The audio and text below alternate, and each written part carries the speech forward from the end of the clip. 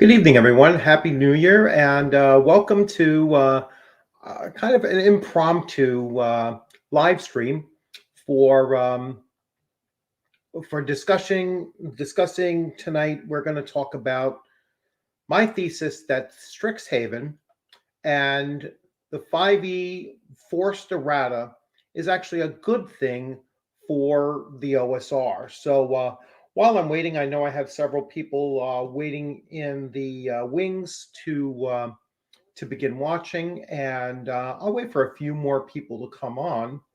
But in the meantime, I will switch over here so that I can see the comments and in the chat so I can follow along, and I will bring up your questions as we're going through this.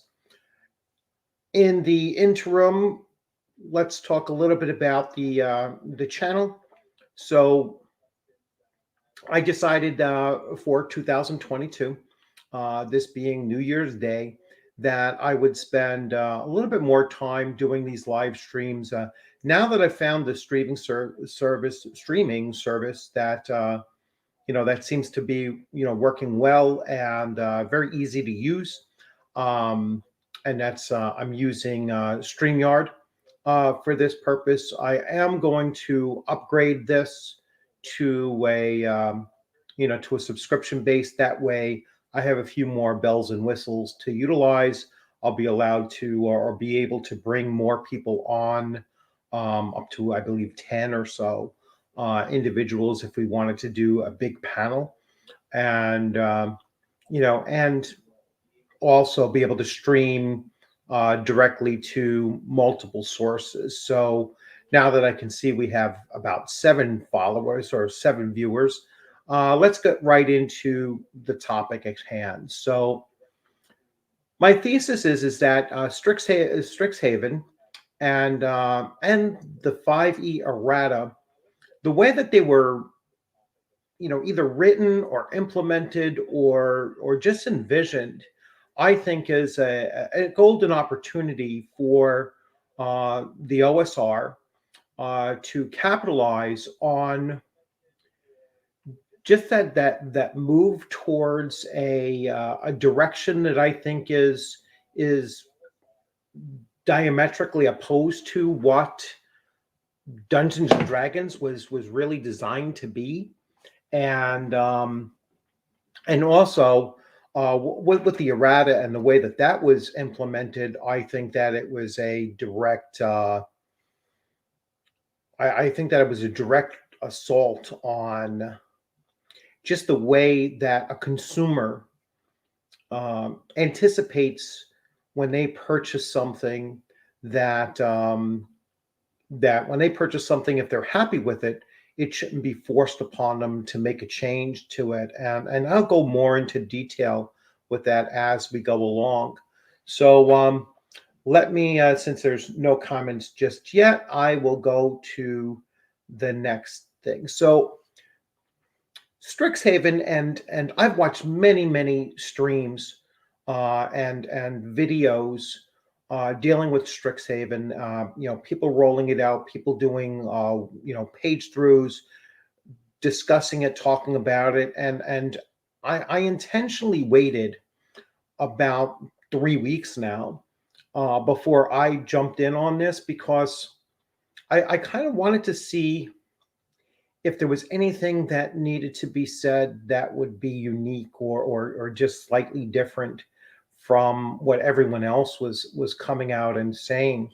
I wanted to develop this idea about it once I had a better handle on it. Now, I do not have Strixhaven. I don't have it in PDF. I did not buy it. I am only going based on all of the commentary that I have listened to and watched and read about and such. And one of the principal arguments for Strixhaven, and there were very few people that were actually happy with Strixhaven, and not just about how the book itself is formatted, where it is primarily not a source book but an adventure book. And I've heard at least one apologist was like, well, a lot of the details of the source material are buried within the adventures, but the adventures are the adventures are not mandatory to actually run, which doesn't quite make sense to me. That if you are going to bury details into something, you want to encourage people to actually run them, to actually expose themselves to that. So, for the most part, I am basing this opinion solely on what others have said about Strixhaven, and the the only argument that I've seen or heard that really pushes as Strixhaven is important is because of how it handles the um, the three pillars of role playing. So let me move on to my first banner here. So the three pillars of an RPG is combat, exploration, and interaction. And the argument of this individual, and I'll say who this individual is. It is J. Scott Garibay, has come out and he has said that for 47 years D&D has focused on combat, a little bit less so on exploration, and to a lesser extent interaction.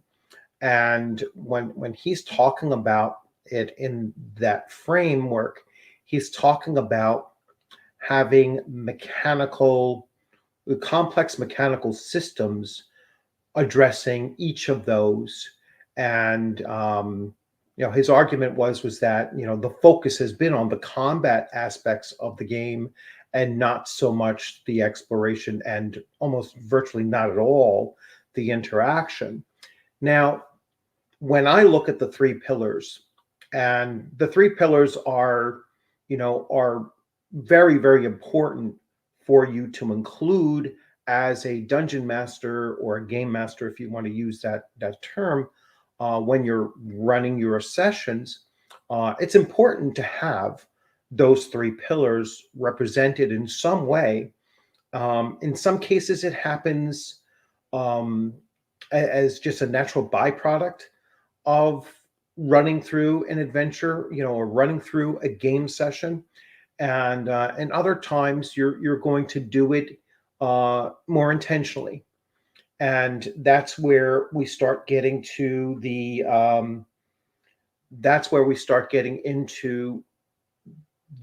fact that the OSR does many of these things organically, and it doesn't have to be intentional. So let me move on to breaking these down a little bit.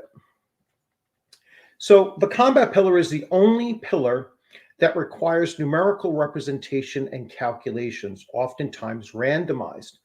This is why so much time and game mechanics is focused on the combat pillar. It's a mere fact that without these numerical representations, you wouldn't have any way of resolving combat other than to rely on these numbers. And so that requires rolling, all right, and role playing, ROLL, playing. If you left it up to just the players to decide, or the DM is just going to, by DM fiat, decide outcomes of combat in the absence of rules and in the absence of randomized dice rolling, then you are really stripping this pillar down to meaning nothing.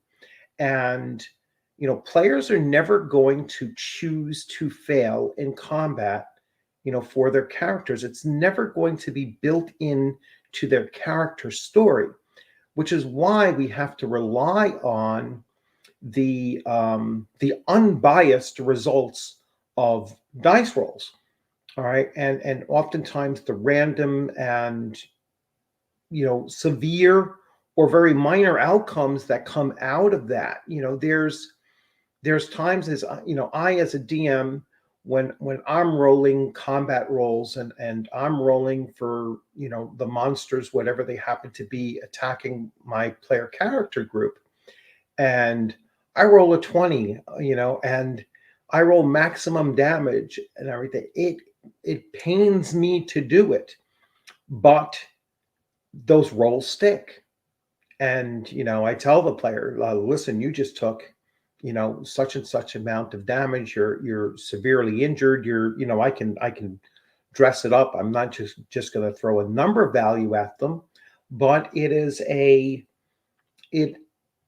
without that mechanic, all right, I would be compelled to just tell a story about and how I wanted it to turn out. All right. The players know that I'm rolling dice. The players know what to expect, that, I'm going to adhere to these dice rolls. When they're rolling for combat, they know when they failed. They know when they're successful. They know how much damage that they have done, and they have a reasonable expectation of how the combat is going to turn out. This is why the combat pillar has a very structured, formulaic mechanic tied to that pillar. I'm going to move on to exploration. I'm monitoring chat as well and seeing where that goes. So the exploration pillar at times has modifiers, but otherwise does not need a complex system other than random tables. And even then, those are optional as well. When you're utilizing the system, the exploration system, exploration also doesn't just mean traveling and random encounters and weather effects or such. Exploration is also the exploration of the mind. What are the player characters going to learn? How does that relate to their current adventure or situation that they're in? How will that information be stored for future use? What did they just experience now that might have related to something that their character might have some prior knowledge of, even if the player doesn't? And as a DM here, you're not leaving it up to dice rolls. You're leaving it up to your judgment. So you're making judgment calls on, well, I know the player doesn't know this, but the player's character probably should. As a druid, for example, um, she's going to know certain things about the ecology of a cavern system in this region because this is where she trained to become a druid. And so, even though the player might not know it, the character would. And that's where the exploration pillar doesn't require a mechanical system in order to generate content based on it. You can represent this pillar, and you should represent this pillar throughout running the course of your game session. Let's move on. Let's see, we have additional comments. Let's see. So, and I like the combat a lot. So, all right. So we have Cal. Hello, Cal. Happy New Year. All right. So, yeah. I mean, I'm not going to say that Jay Scott doesn't know much. He obviously knows 5e much better than I do, and he knows the games that and the way that he likes them presented. I just kind of disagree with some of his assessments of it. Um, I mean, DMs are going to either like one pillar over another, and that's perfectly fine and probably a natural way of approaching it. I'm sure that everyone has a bias towards certain things, but for the most part, I think that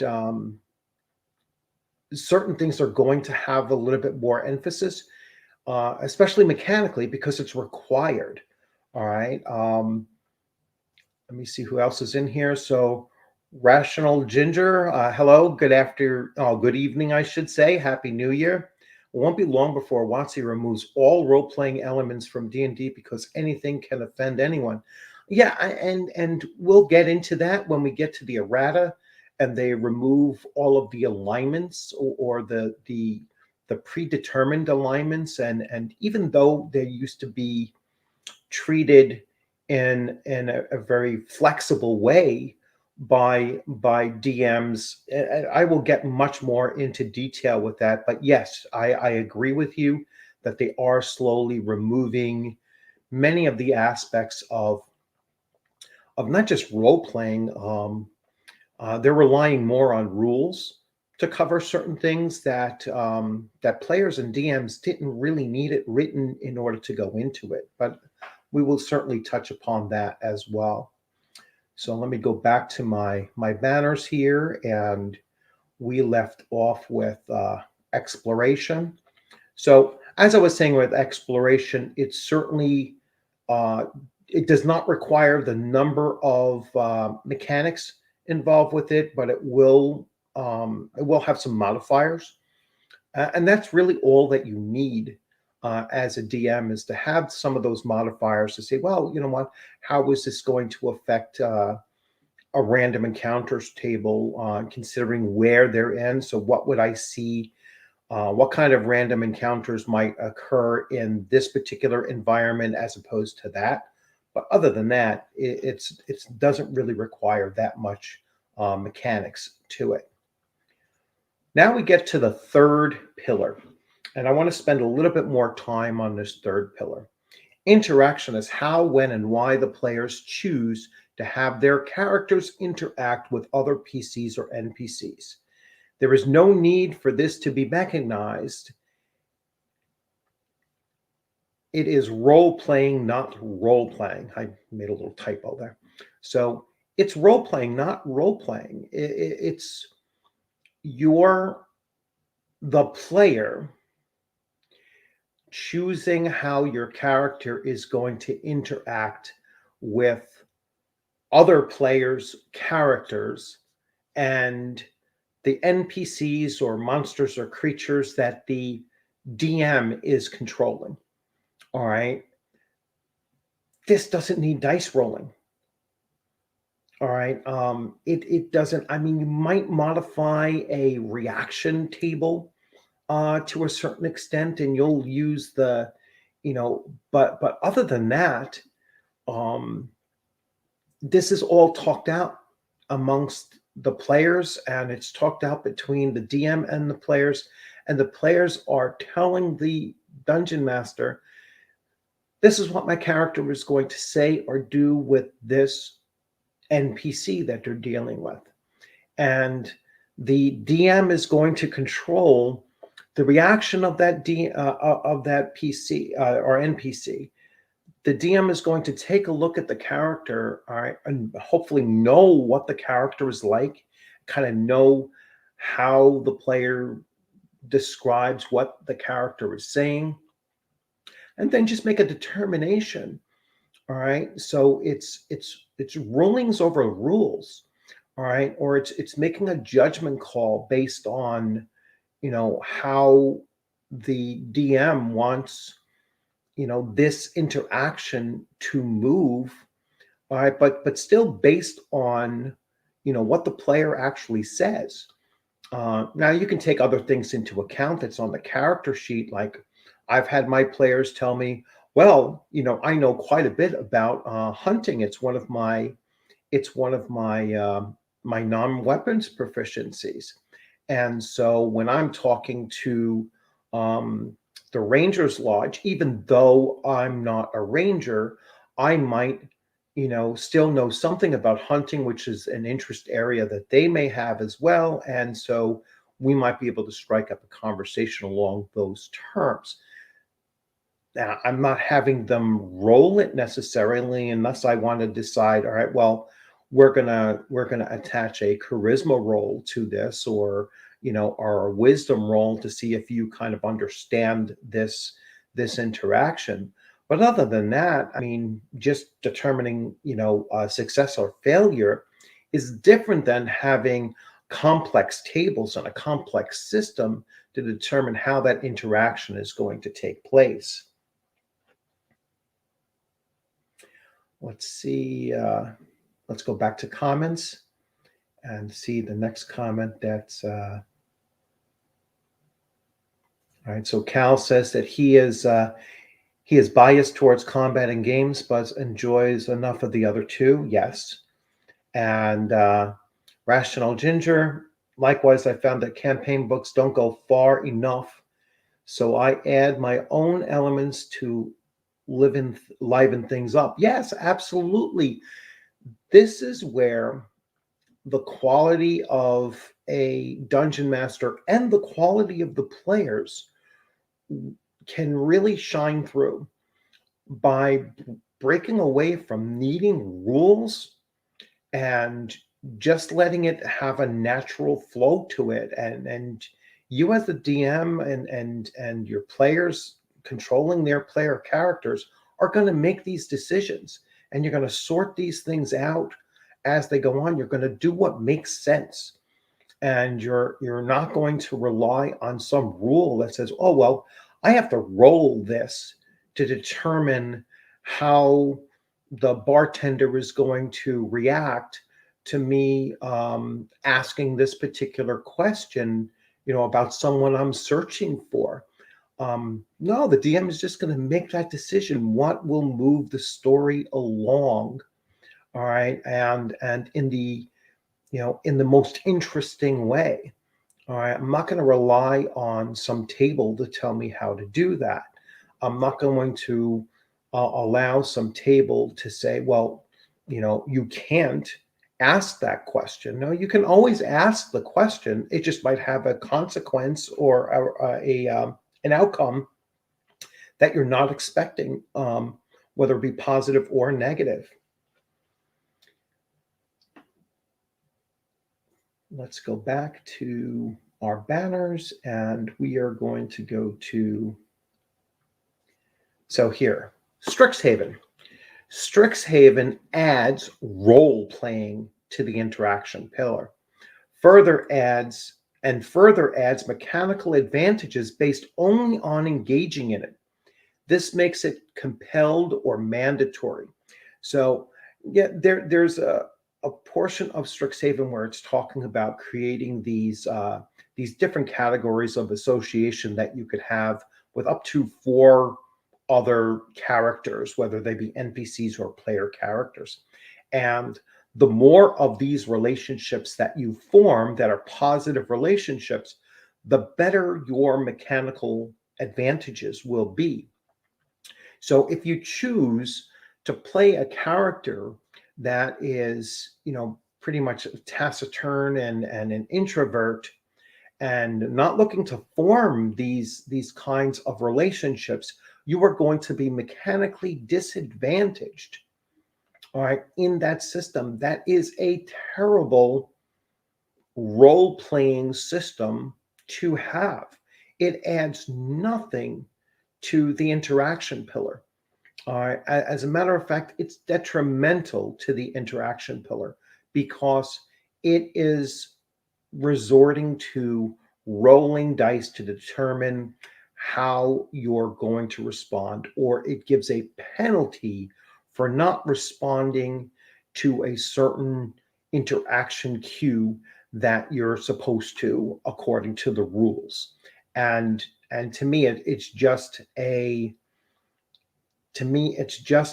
glaring example of how the very rules heavy movement in 5th edition should be making it more of an appeal to look at the OSR, which are by their very nature either very rules light, or if you go back to older editions, even though they might have more, crunchy rules, many of those rules were optional and they never crossed over into the interaction roles.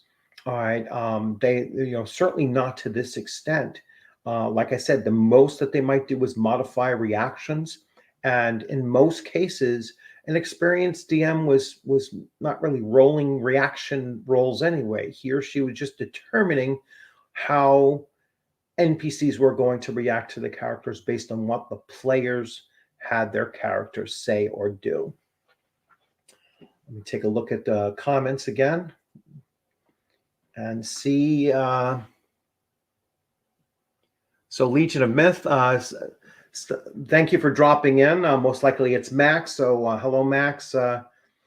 Another engagement, but here's a drive-by. Thanks for the drive-by. Happy New Year. Yeah, I apologize for these kind of impromptu, checks. I'm going to find a time and a time of the week that this is going to step on anybody else's toes, especially within the Legion of Myth or the gatekeepers, and just find some time that I can find a little niche where I can do these short live streams just to talk about the OSR in general.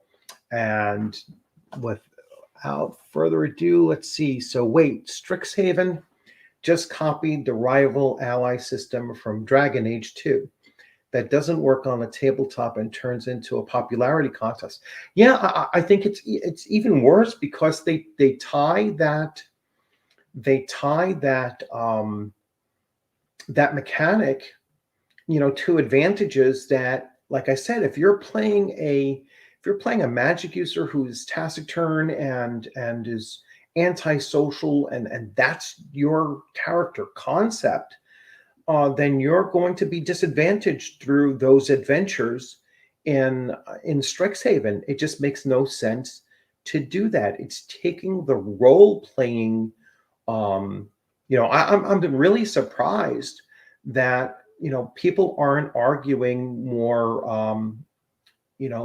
More so that it's taking away player agency, because when you dangle that carrot in front of a player, and you tie advantages to it, they're going to grab the carrot every time. They're not going to, oh, I'm going to disadvantage my character now because I don't want to do this typically unnecessary thing to engage in. Also, as you're pointing out, I mean, tying it to a computer game is, once again, it's another example of, the problems of 4E making their way into 5E in a much more prevalent way, because you're just moving further and further away from, the true old school role playing OSR aspect of playing some of these older games. The older editions of Dungeons and Dragons, even though computer gaming was out there, computer gaming wasn't, especially the role-playing gaming, wasn't to the same extent. It wasn't parallel. You didn't have the same visual connection. You didn't have multiplayers. Multiplayer games back then, or certainly very, very few. You might have had cooperative play, like Golden Axe or something might have had cooperative play, but it wasn't to the same extent that you'd end up with the MMOs, massively multiplayer online role-playing games that ran parallel to 4th edition. And 4th edition was really meant to kind of capitalize on the popularity of more multiplayer interactive role-playing games, on computer systems and they're or consoles, and trying to translate that into tabletop role-playing. And it's not a good translation. It doesn't translate very well at all. Let's see, we have some new voices here. So we have Nordic Maelstrom, Happy New Year. So Strixhaven is just a ripoff of Harry Potter. It's a cheap ripoff too. It's not well constructed. All right, and I honestly don't see anyone would be interested in a campaign like this. Nor would I. I mean, I was thinking about it. If you looked at an old school system, and you wanted to find out one that would be able to replicate that in the school kind of experience as young magic users or apprentice magic users and such. If you got a hold of the complete Wizard's Handbook from Advanced Dungeons and Dragons Second Edition, and you read through this, now I got this for about like between $20 and $30, all right, on eBay. And this lays out so much source material that you can create a school of wizardry from this, and it would be much more believable based on the game system that it is utilizing. And none of what's being done here governs PC to PC or PC to NPC interaction at all. It's just laying out the different schools, how to create new schools, how to create new, what existing magic organizations are concerned. The other thing that I would do with it, utilizing this here, because like I said, it has all the source material you could possibly need, is to create that school experience. The character should be starting out as 0 level characters. All right. And, the first semester, they're just a 0 level character, learning very, very basic things, like almost like training to be a scribe first. All right. So they're still not a magic user. They still have no ability to cast any kind of a magic spell, but they're just learning some of the basic skills that all magic users would need. They're a scribe. And you can even assign different tasks that they have to accomplish as a scribe. And you can set ability scores to it, where it's at both intelligence and dexterity, in order to duplicate copying things. And you can have tests and exams like they talk about in Strixhaven. And basically, if the character doesn't perform those things well, they get held over. They don't move on, to the next stage. In the next stage, now they've got that down. Now they learn their first cantrip. All right. And they have to cast this cantrip several times. All right. Now they've gained possibly one of their 4 hit points as well. So they've become a little bit more adept at at moving towards becoming a player character. And you can up the challenge a little bit, because now with this cantrip that they have, they can utilize this in order to get themselves out of sticky situations. And you're still continuing to have the player characters work their way up through, and by the time they graduate from the School of Magic, they're graduating as a first level magic user. All right. That should be the whole experience of, running a character through a campaign set in a School of Magic. Every player character is a magic user. You're not throwing fighters in there and paladins and clerics and all of the other classes and saying, well, as an apprentice, you can gain this, you can take this feature that is going to give you spell casting.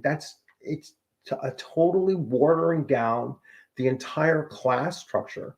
It's making the School of Magic for everyone, instead of just for those focused on becoming magic users. And if you fail becoming a magic user, well, then you're a scribe. You're not you're a I just lost track. You're a henchman, basically. You're a skilled hireling, rather than a true player character class. Yeah, and then the player can decide, well, I'm not going to run with this character.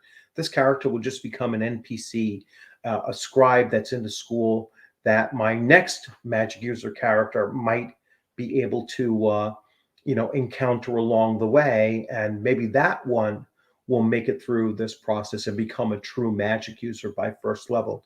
So it's just, I would construct a School of Magic to be much more like a true school, where a 0 level character is becoming a 1st level character if they succeed in what they're doing. So let's go back and see. We have some talk of miniatures. Dracpool popped in. Hello, Dracpool. Dracopool, I mean. Welcome. Happy New Year, Strixhaven. Chuck's Dungeons and Combat and emphasizes what to wear at the prom. We don't need to have many chicks in the hobby. All right. Yeah, it's just it's taking the exploration and the although you're probably learning, so you are exploring different things. It's just going.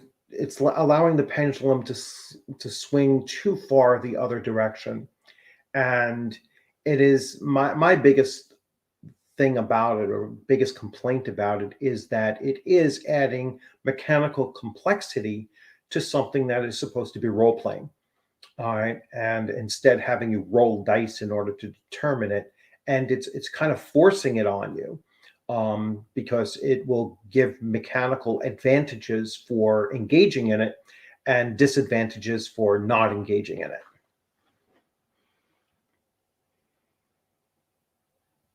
All right, we have a comment from Akul. Happy New Year. I do not like the idea of schools that learning magic is a byproduct rather than a goal in and of itself. Otherwise, you end up with powerful sorcerers with an understanding of the world like a 3rd grader. Like schools that learning magic is a byproduct rather than the goal in and of itself. Well, yeah, I think what you're talking about is that it certainly should not be opened up to other character classes. I mean, that is a major flaw in what Strixhaven does and allows for. I think that it just makes no sense to now start watering down the character classes. You have a class-based system. Now, if you're going to say, well, we want to move Dungeons and Dragons away from a class-based system, and we're going to go in a completely different direction, then you have to call it what it is. It's a new edition, and it's a new edition with a whole new direction. All right, you can't say, "Oh, well, we're just modifying things," or "This is a new vision for." No, it's a totally new edition. If you want to have a classless game system, fine. All right, but don't claim that it is still what it used to be. Claim it for what it actually has become. Then it is a new edition of the game, utilizing a completely different system. All right. You can't move from a class-based system to a non-class-based system and claim to be the same game system. You're changing a major game mechanic, and everything that's going to be involved with it. So, yeah, it's just not. Schools of magic should be for people who are intending on becoming magic users. So let's see, Rational. I used to use tokens, but then we discovered Hero Forge. I'm not sure what. Oh, we're back on miniatures, I guess.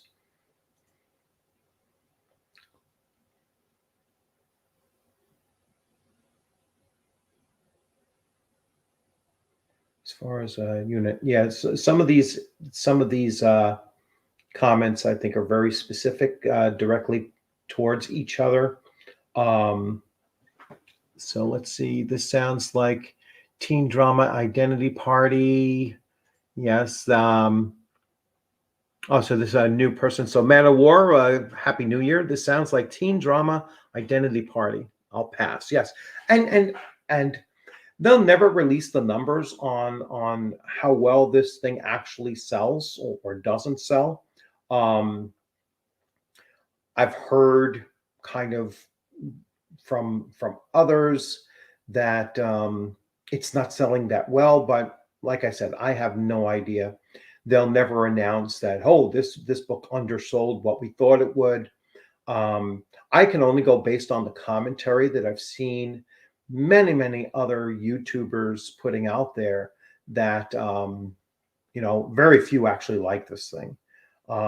Very few. Those that get them for free in order to review, they'll criticize it along the lines of, well, it's not quite a supplement, it's not quite a source book, it's an adventure book, and they go back and forth over that.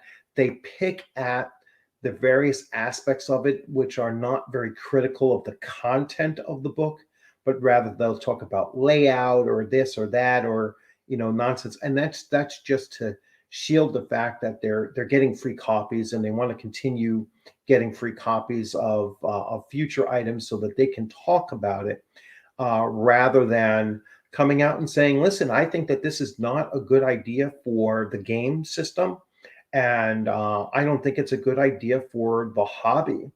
I think that Strixhaven is a real misapplication of the interaction pillar, and it strips the player and the DM of their control over something that was typically just role played rather than determined by dice rolls.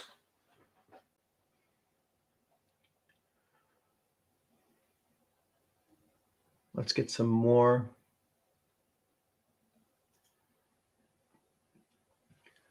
So, Decado, hey, how's it going? There does not seem to be a lot of positive commentary. There isn't. There really isn't. And I know you and I are frequently on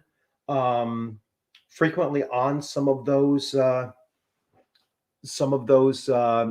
well, J. Scott Garabay's channel as well, but we look at others as well, and I have not seen very many positive commentaries. I haven't seen anything that really came out and said that Strixhaven harms the three pillars, which I think that it does, and so that's why I was kind of waiting, this span of time, to actually see if anyone else really touched upon that. And since I haven't seen it, that's why I decided to, talk about it this evening, is to say, no, I think that this is a real misstep.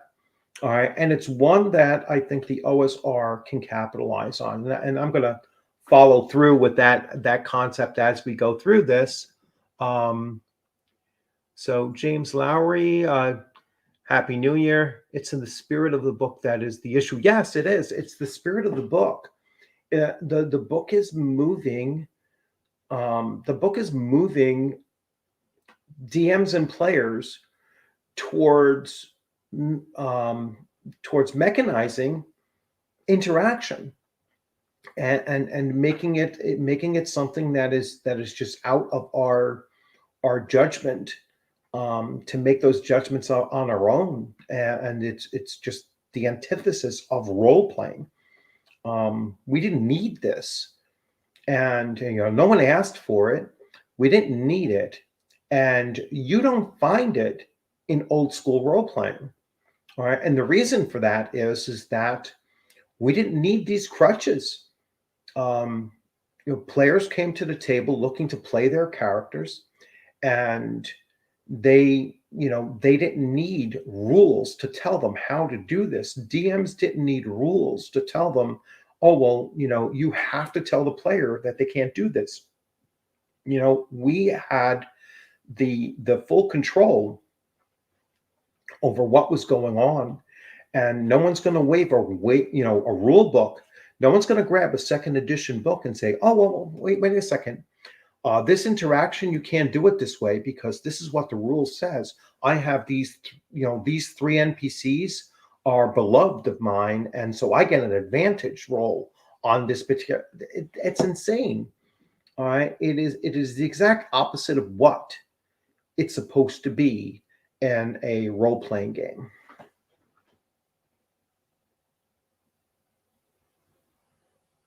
Let's get one more. He mentions a local store. Let's see what this is. The local game store where I live won't accept players over 40 to play. Not that I am complaining. Well, yeah, I mean, is that insane? So that's gatekeeping. All right. If you want to talk about gatekeeping, that's gatekeeping, because that's saying, listen, this type of person can't play. All right. You don't see that in the OSR at all. All right. I have not seen a single OSR person. All right. And I'm in throughout all of these OSR communities, and never have I seen anyone say that X, Y, or Z is not welcome at my table, with one exception. All right. That is people who are coming to the table, bringing some kind of political agenda to that table. And that includes gaming politics as well.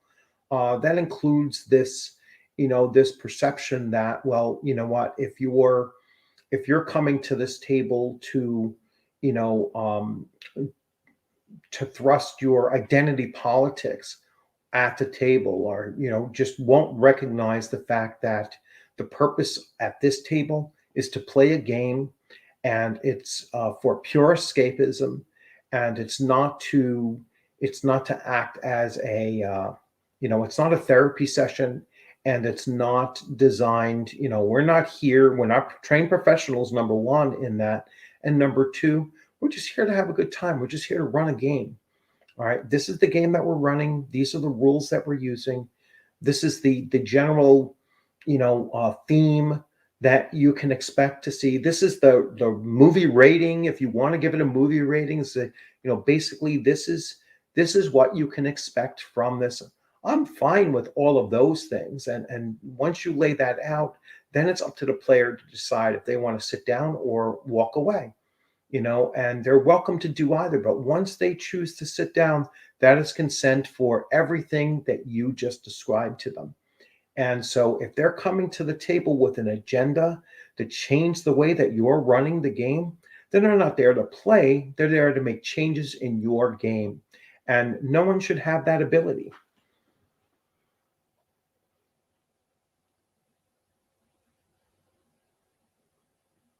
All right, we had some others that are coming in here. So, Kian, good evening, and Happy New Year. Excluding players over 40, that's a lawsuit waiting to happen. Yeah, for a game store to do this is just not bright. Chances are, the person over the 40 has expendable income. If they're walking into a gaming shop, they probably have a lot of expendable income. So you're turning away a customer base that you really can't afford to do, because most gaming shops are struggling to stay open. And so it's really quite stupid, if not just, ignorant and biased.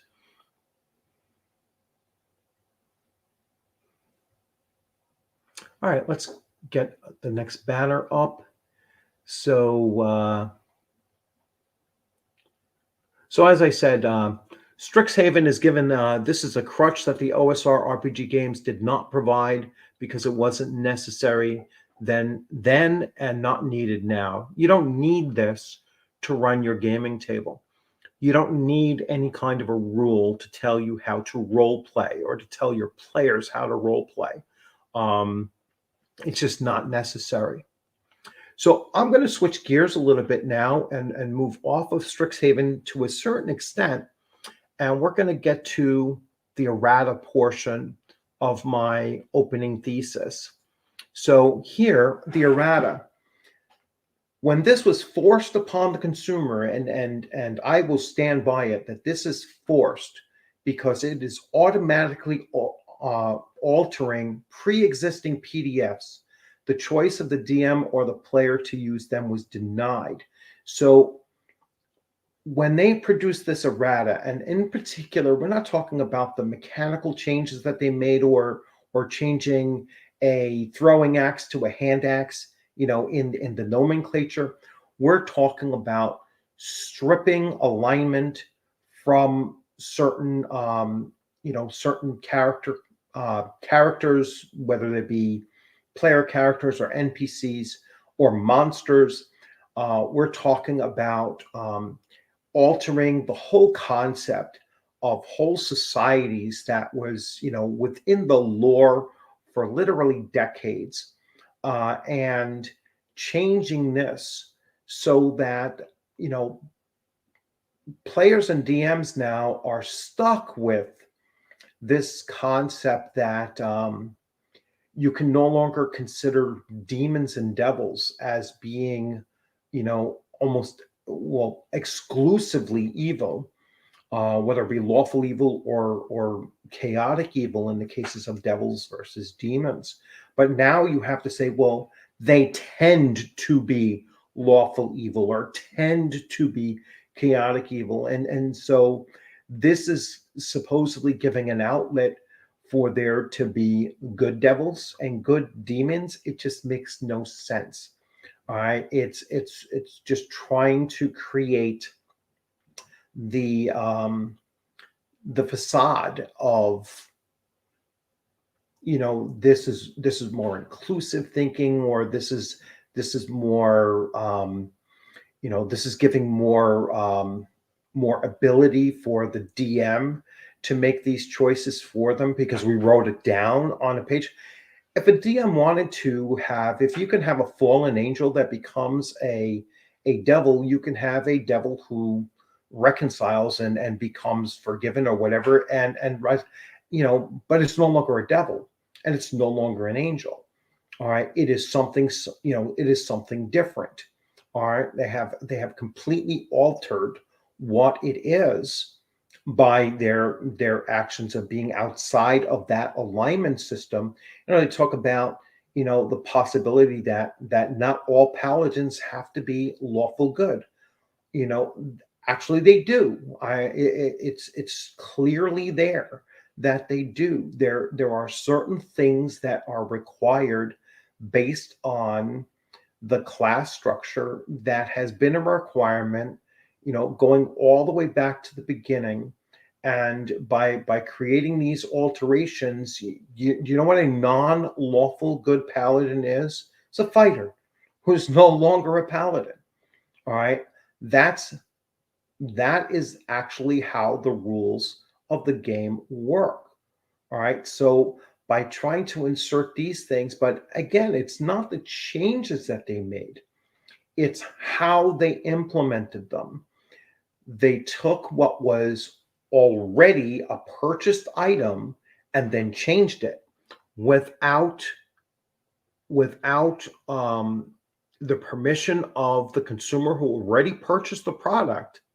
All right. And then it's enforced by those platforms. And I'll get to the next part that I wrote here. Certain platforms, such as the DM's Guild, are required to adhere to the official rules when approving submissions. Therefore, the choice of the DMs to include or exclude errata has also been denied. So this is a true assault on the freedom of choice of whether or not you are going to take what is essentially a homebrew, all right, and integrate it into your own game. All right. Now, of course, you can turn back and you can say, I'm not doing this. I'm going to do what I want. I'm going to stick to the core rule books that I've had since 2015, and I'm not going to utilize this until you try to put something on the DM's Guild, or until you try to go to a convention where Wizards of the Coast is going to have the leverage to say, you can't run your game this way in this forum. All right. And you might even have some local game stores who impose those similar rules as well, to where, oh no, your world has to have tieflings in it, or your demons cannot be 100% chaotic evil. All right. And only the worshippers of Lolth amongst dark elves are actually evil. No, all of dark elf society was evil. That's what made Drizzt the special character that he became. He was the one and only that broke out of that cycle. All right. And at great risk, that's what made that character heroic. All right. By stripping that away, now I don't think that that character was good in the long term for Dungeons and Dragons to begin with, because it created a whole new movement towards, oh, I want to play these, I want to play these characters that were never meant to be anything but. So I think that, that introduction of idea by R.A. Salvatore was actually a detriment to the game in the long run, as opposed to other story arcs that were in novelization that didn't have that kind of impact on the game, um, the mentality of game players looking at the game thereafter. But that's a whole different issue. Let me take a look at comments and try to get caught up again. I'm looking for some new comments. My group and I use D&D Beyond. Let's see. I have already informed my group that I have bought my last product on that platform. Yeah, that platform is going to be forced to utilize these changes. All right, and it's already cooked into the PDFs that they might already have uploaded on there. So if you're making a new purchase now, it's going to have this errata built into it automatically. You can't go back and say, well, no, wait, I bought it this way, I want to keep it this way. The only way to solve that is to, once you've bought a PDF, you have to download it and save it onto a separate site. That way you'd have its original, and they can't alter that. That was one argument I was making during this. I was like, and part of the appeal of the OSR is that once you have it, they can't change it. All right, because most people that have, that are into the OSR gaming, they're buying the, the physical copies of these things. All right, or even if they do have them on the PDF, those particular companies have never exerted this kind of a look to control content of how their game is being run post sale.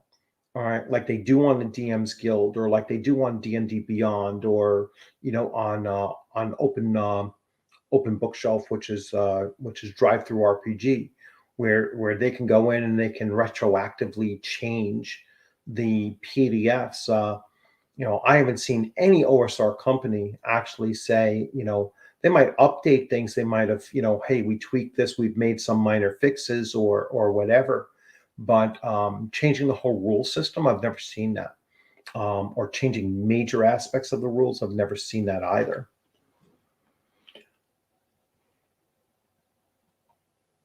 So let's go to next banner and see. So I go to this one. The lack of choice or introduction of unnecessary mechanics cannot be implemented or enforced upon the OSR. What was written cannot be unwritten, which is, the point I just made. Kind of remember my little footnotes here, and as we're going through this. But yeah, I mean, it's really the lack of choice, I think, is the main issue with both Strixhaven and with the errata, is that it is stripping the DM and it's stripping the players of the choice of how to play their characters, and it's stripping what choices you have in the rules of products that you already purchased. Might have been perfectly happy with the alignment system in there. I mean, I've always questioned the idea of putting the quasi-human races, whether there be, the demi-humans and, in the monster manual, or just humans in the original monsters manual. I always said that, they created a problem for themselves down the road when they placed them in the monsters manual. They should have separated them into a separate section of playable character, races, or species, and then non-playable monsters, creatures, and such. And if they made that separation, that way you would have wood elves and high elves and sylvan elves in the playable side and drow in the monster side, and they would have avoided this issue. That way you can say, well, it's variable on the player side, but it is this alignment on the monster creature, entity side. And that way they would have avoided this kind of thing coming down. But I mean, they certainly didn't have the foresight to realize how much the culture around the game, around Dungeons and Dragons in particular, was going to change and swing to this point where they're really looking to strip the just the core and the tone of the game away and leave us with something that's just not appealing to many people. I, like was said earlier on, haven't seen any commentator that really came out, with maybe one exception, that supported what Strixhaven is. And I haven't seen anyone say that the way that the errata was implemented was a good way to do it, or a fair way to do it.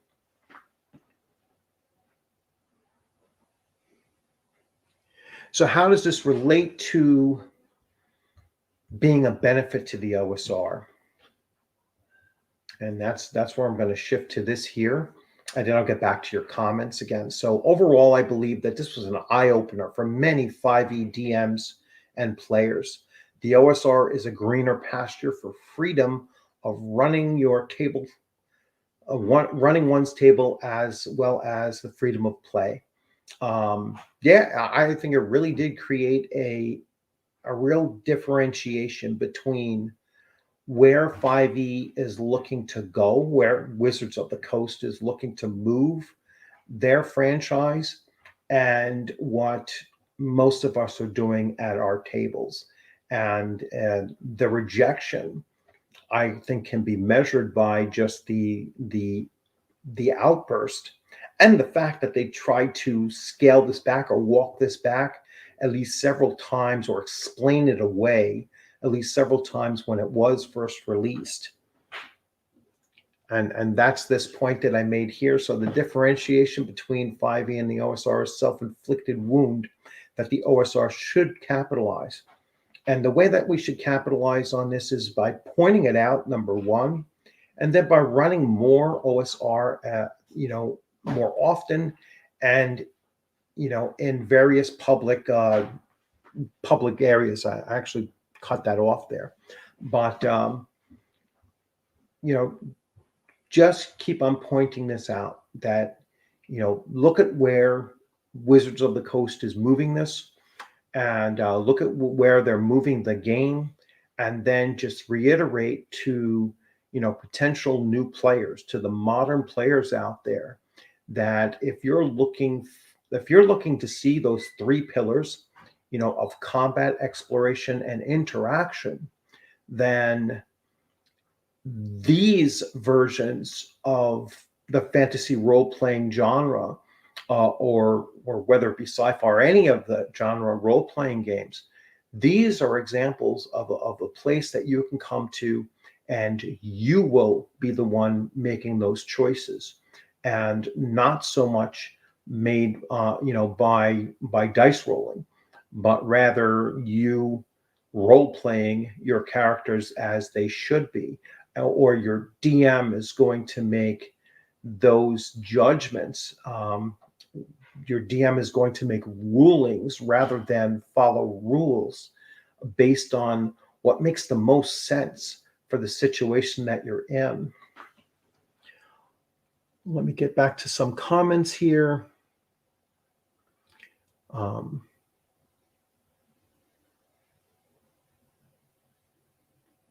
Let's see what he says about. Let's see if we have any new voices. So let's see, editing. Let's see, editing to scan PDFs on drive-through would be too expensive. They will put titles instead of editing them for legacy content. James Kane, by the way, good evening and Happy New Year. New voice there as well. I see some talk about Lion and Dragon on here, which I recently had. I recently had the RPG Pundit on the channel for my last live stream. Actually, it was a great interview. Let's see, we have some content about that. RPG Pundit explains why they're doing it. Check out his channel; it's good stuff. Yeah, definitely check out the RPG Pundit's channel because he talks about. And he has a long, extensive history of pointing out why he has a series where he talks about why Wizards of the Coast is teaching you to play Dungeons and Dragons wrong. I know that's not exactly the the title of the series, but he's done a number of those, and those are really eye opening because you have to remember the RPG Pundit was there during the he was consulting on the creation of fifth edition Dungeons and Dragons, and so he was there. I mean, he was in on the discussions going back and forth about how to make the game system, how to present it out there, and how to make it where it was modular and evergreen and such, and what not to include. That would be a detriment to that, and then what needs to be included in order to advance the game beyond what it was in fourth edition, because that was a definite mistake that they made. And so, but some of the later creative minds, that came in control of the direction of the game, were people that I think were more tied to fourth edition, and so they were still pushing some of those ideas, and that's why you're still seeing some of these things that are making it much more video game-esque than tabletop role playing, and also the social agenda that's being pushed, through a lot of these changes, because these mechanical changes that they're doing, like alignment and everything like that, has nothing to do with Dungeons and Dragons. All right. There's nothing that is going to be mechanically altered by saying, well, not all devils are lawful evil, they just happen to lean that way. That's not changing the game at all. That's just changing some kind of, it's a virtual single in that it's changing how people are going to think about it, or come to the game with some kind of a new idea, or it has nothing to do with the game at all. And so that's the problem with it, is that they seem to be moving Dungeons and Dragons fifth edition towards being something that it was not intended to be, and it's certainly not Dungeons and Dragons the way that it was originally envisioned, and the way that it was run pretty much for its first 30 some odd years. All right. It didn't become a video game, tabletop video game simulation until probably 3.5, and then going into fourth edition for certain. And fifth edition, even though it kind of stepped away from that, is going right back into it again. So I don't see this as a positive move for Wizards of the Coast in fifth edition. However, I do see it as an opportunity for the OSR to say, now you have two different ways of looking at tabletop role-playing games, two different ways of looking at the pillars. All right. And you can have the interaction that is reduced down to dice rolls, as 5e would have you do now, or you can have interaction that you and your DMs are kind of cultivating, at your own table, and it's going to be based on what makes sense in the situation, What you have your character say and what the DM decides is the reaction of the NPC. And that is going to be much more organic and a much more open and a freer exchange of what's going on at your table than if you're relying on interaction based on dice rolls. One is roll, the physical rolling of dice playing, and the other is role playing. You're playing a role. You're playing the role of your character. The DM is playing the role of the NPCs or the other, creatures or monsters or whatever that they are controlling through their decisions. Let's pretty much take a look at some new voices. Let's see. Dalboni, good evening. Happy New Year. Good luck changing my first quest box with political and social agenda. I'm not quite sure what that means, but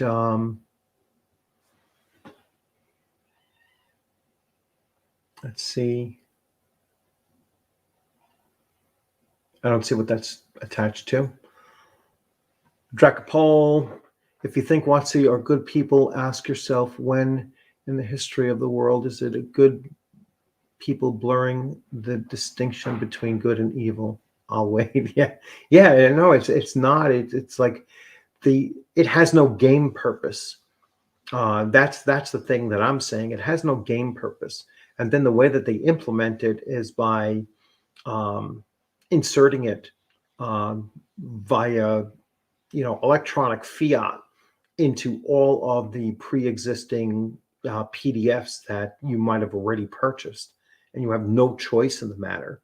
You're forced to update it. It's just a terrible business model, and I think in the very short run, just from what I've seen, that has been the biggest issue that is hurting them. And that's what they've come out and they said, well, we're just making rules modifications, and this is the way. They didn't really address the issue. They tried to not walk it back, but they've certainly, because they're not going to apologize for it, because I think it is in their true agenda.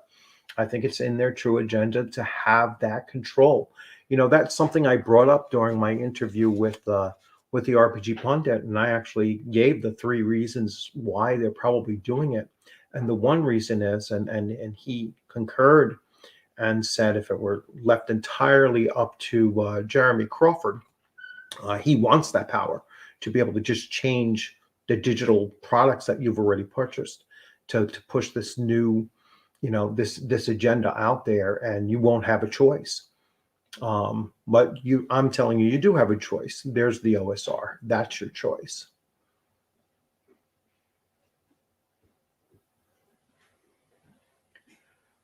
Okay, so I've pretty much done my presentation here. I will leave it open for a few more questions or comments, and then we will wrap this thing up in probably about 5 or 6 minutes or so.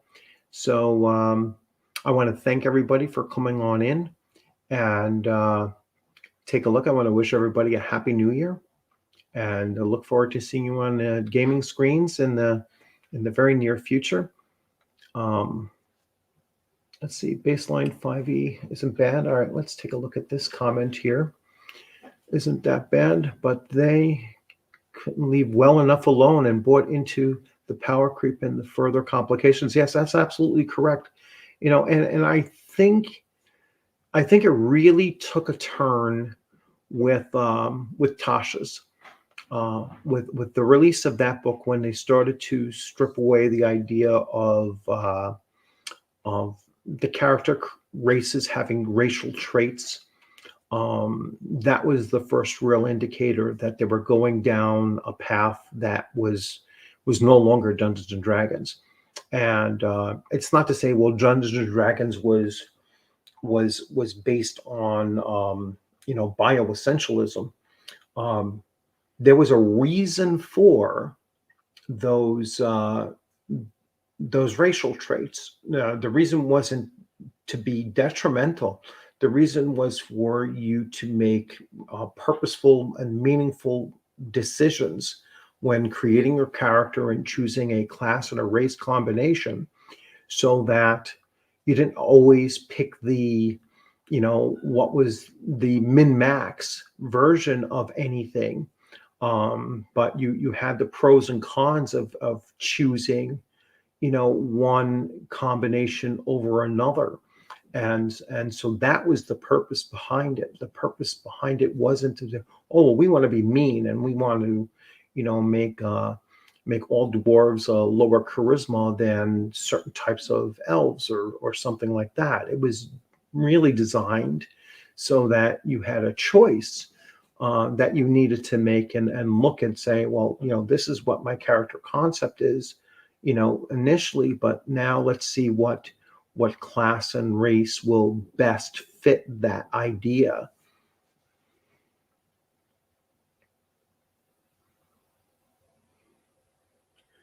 So let's see.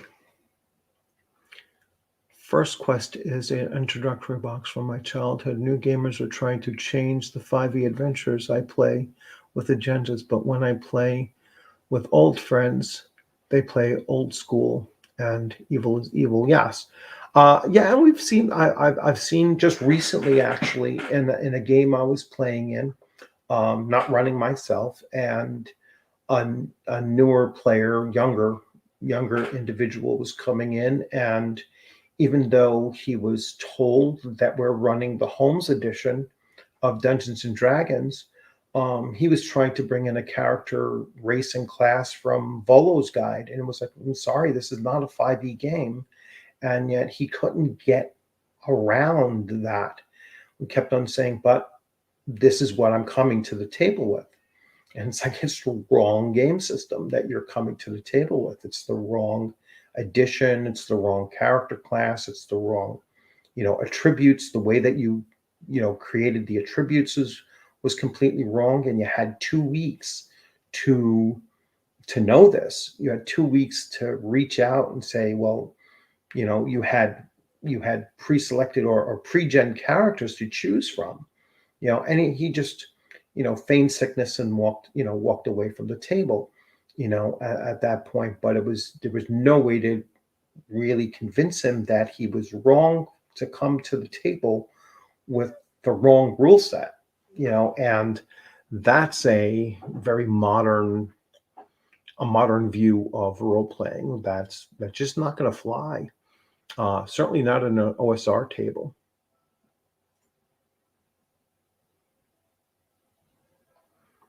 You should hold some history discussions on live chats. Yeah, I'm still kind of breaking into doing these live chats and everything. So so there's a bit of a learning curve, and I'm working on it. But yes, I am intending on doing some more live chats. I'm not quite the gaming historian that I wish I could be.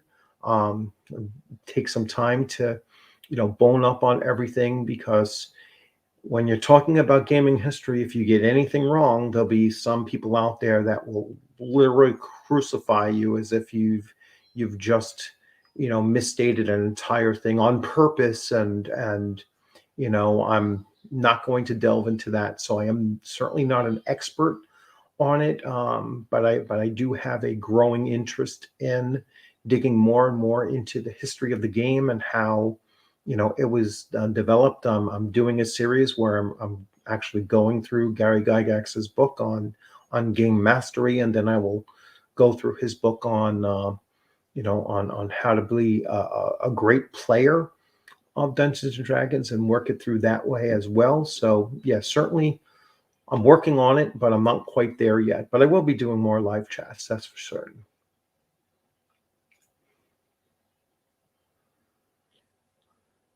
And are the player characters now bad for killing orc babies by the hundreds? I just want the 2 XP apiece. Yeah, I mean, it's you could put those kind of conundrums out there, all right, to really test to see like where the players draw the line with their characters, and that's fine. Um, and that's a very classic thing. You know that's the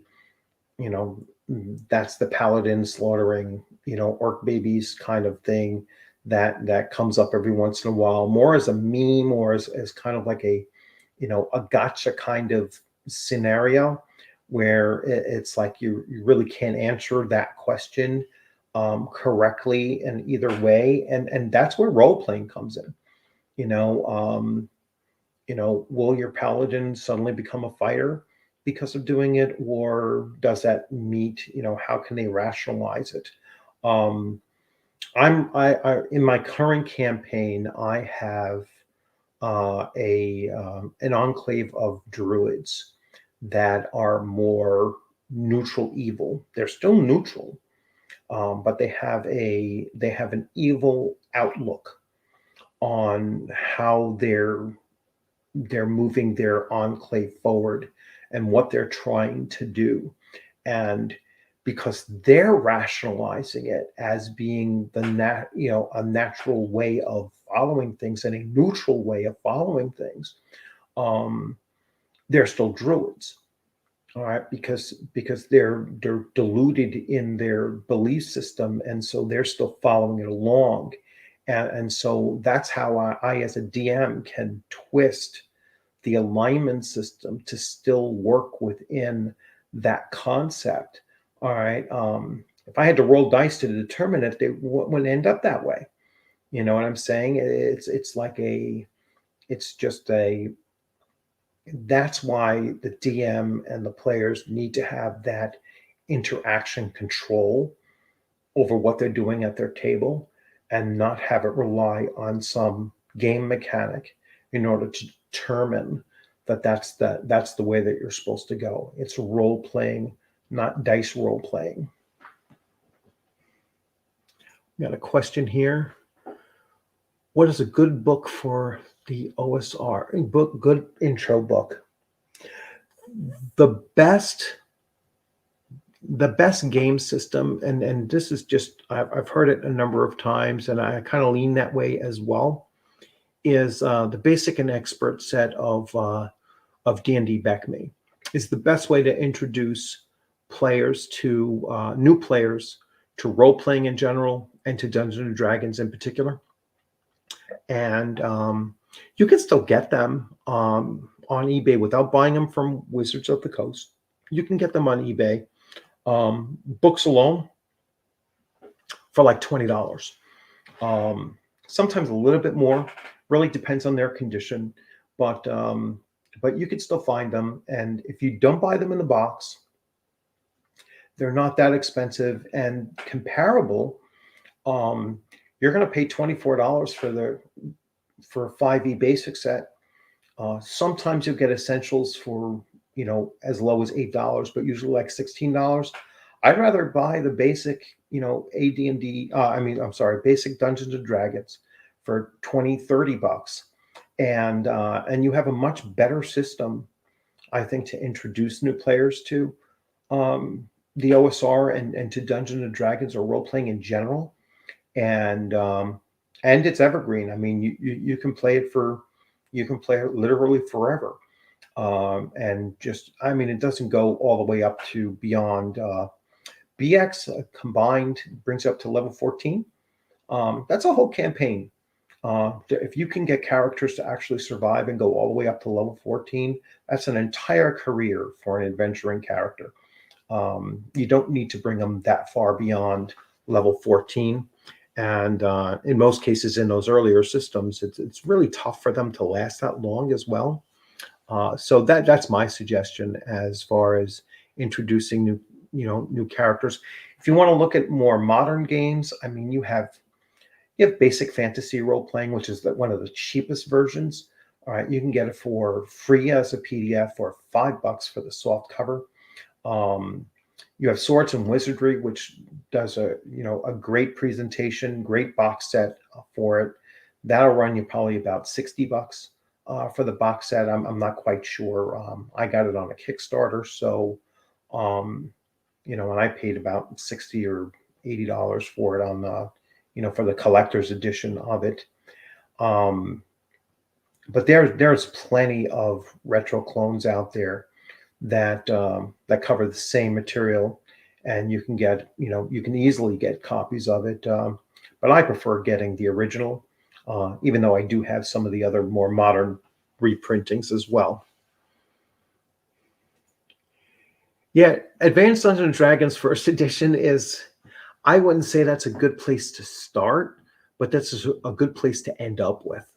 All right, that's just my opinion. That's the true evergreen system, and there's a reason why it's called advanced, and I like to emphasize that point as well, is that but starting with D&D BX and then moving to advanced is not just the way that I moved up through the games as well, but I think it's the best way to move up through the games.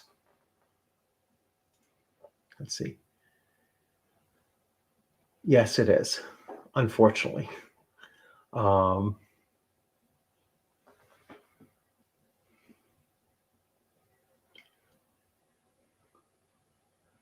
let's see. So, Dave the GM. Hey, Dave, how's it going? Happy New Year. Welcome to the stream. Guess I'm going to go a little bit longer than I was looking to. So, AD&D Second was my first set of D&D rule books when I was in college in 2010. Yes, and AT&T Second, I mean, I have them all as well. I never ran it, never played it, but I have read through them, and there's a lot of good stuff in there. I think that it's again, just like AD&D First Edition. I don't think it's a good starter. Even though you started out with it there, I guess it's just a different, just a different approach. I like starting players out slowly, with only having to worry about levels 1, 2, 3 first, without actually seeing all the stuff that follows afterwards, which is why I like BECME. So it's why I like basic and then expert, and you can pretty much end with expert with D&D BX, and then you shift to the advanced game, which is, like I said, it's called advanced for a reason, and that's where you should end up. You should end up, if you're a Dungeons and Dragons fan and you really like the pure system that it was designed to be, then you should end up with one of the two advanced Dungeons and Dragons as being your game that is the evergreen game system. You don't really need to play any other once you're into those fully. Let's see. If you don't want to support WotC by buying AD&D top dollar for also originals, Osric is good. Yes, Osric is a good compilation of that. There's also For Gold and Glory is a compilation, basically a retro clone of Second Edition Advanced Dungeons and Dragons as well. So and they're both fairly cheap, and under $20, and you get the whole system. So Osric is one. For Gold and Glory is the second one that I would recommend for Second Edition. That's that For Gold and Glory is the game system that I actually ran. So like I said, I never ran Second Edition AD&D, but I did run For Gold and Glory, and that's close enough to Second Edition AD&D that I can pretty much consider that I've run it. So let's see, James Kane. I don't know if I said hello, James. So welcome and Happy New Year.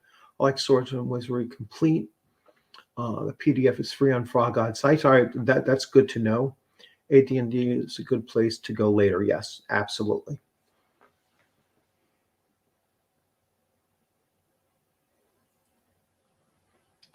Let's see. The new intro D&D box solo game. Alina, the climate cleric, has an untimely death, and you must confront the evil Bargle, the wizard, who draws his power from the climate denial plane of energy. Sounds more like Captain Planet than it does Dungeons and Dragons. All right, we are going to take a look at a few things. Well, we're glad to have young, new, old school people too. Yes, absolutely. I think that that's what we need to do. I think that we need to advertise OSR. We need to run OSR. We need to, when we go to gaming conventions, run OSR, look for OSR games. And, we need to keep on, pointing out the differences between the two. And we need to point out why the OSR is a better choice than going to either 5e or Pathfinder Second Edition or any of those big producers of game systems that really aren't the source of innovation, and they really aren't they're really looking to just kind of control the way that you're playing at your table. And as much as they'll deny that, their actions prove that to not be true. All right, they're controlling the way that you're running your tables by controlling how your PDFs are resident on the systems without giving you a choice. All right. Or by adding mechanical complexity to something that you used to do as a function of role playing. That's how they're controlling your game. And so the OSR is a better place if you're looking to play these games the way that they're intended, or the way that they were intended.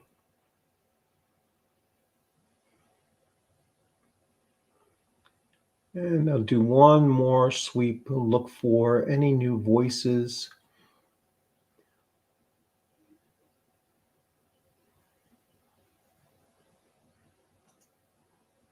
So I play BX, and I am looking to get into AD&D now that my players are finally interested in giving old school a try.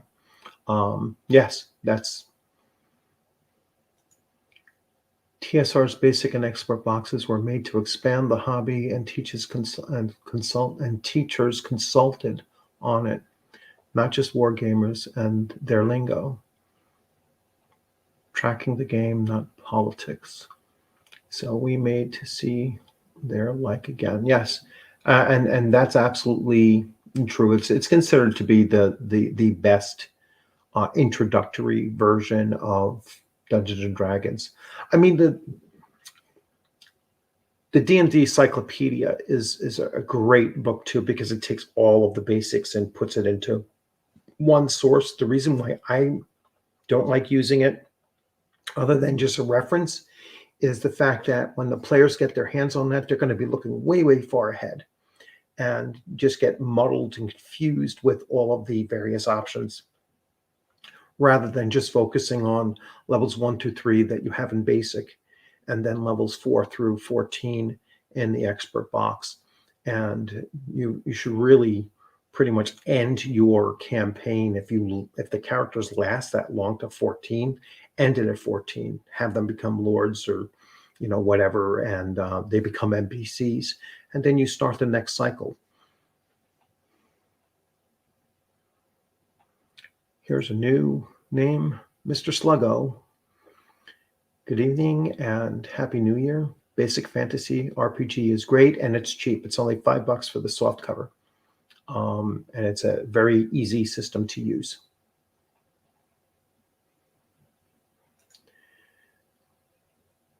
And I'm going to end it here with this last comment. Thanks for all the great information, and thank you all for coming on in. And as I said, I will continue doing these live streams in the future, and keep on focusing my live streams more on the hobby, particularly the OSR hobby, and some of the things that I see coming out of 5th edition that I think will play a role in the OSR in a positive way. And this is one of those things that I really think that their misstep can be the OSR's advantage if we that are involved with the OSR take advantage of that misstep, and we push what we have to offer, and what the games that we have or the games that we're looking to run have to offer that new modern player that hasn't played in a tabletop role-playing game yet, or if they have, this is the greener pasture. This is the place where they're going to go, and they're going to find the innovation and the freedom and the just the better environment for growing as a role player in the hobby, without having to rely on heavy rule sets and enforced upon carrots and sticks to move them along some kind of a path, saying, well, if you don't do this, your character is going to be suboptimal. That's just such poor game design. It's lazy and it's detrimental, and that's how I see it, and stand by that.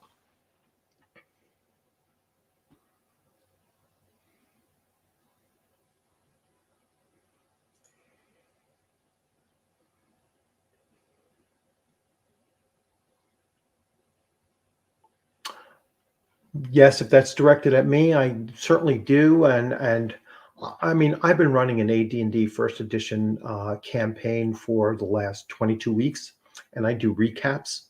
And although those aren't live streams, although maybe I will eventually do one of those as a live stream and see how it works out. But for the most part, I'm just doing those as this is where we actually, this is where my player character group is at in our campaign, and just talk about the methods that I use and the way that they play their game as well. And I think if you wanted to see how an OSR, traditional OSR table runs, or just hear it, they're not live plays because I think those are boring to watch. They are recaps though, so you'll get a good sense of how things are running at the table. And so, yeah, I certainly welcome your comments on those as well. And we are going to finish off with a few. All right, so adios and Happy New Year. Happy New Year, OSR peeps. Yes, Happy New Year. Everything's okay, Dracapool. Happy New Year, everyone. And I'm going to end it there. Everyone have a great evening. Happy New Year. And thanks for joining. Have a good night.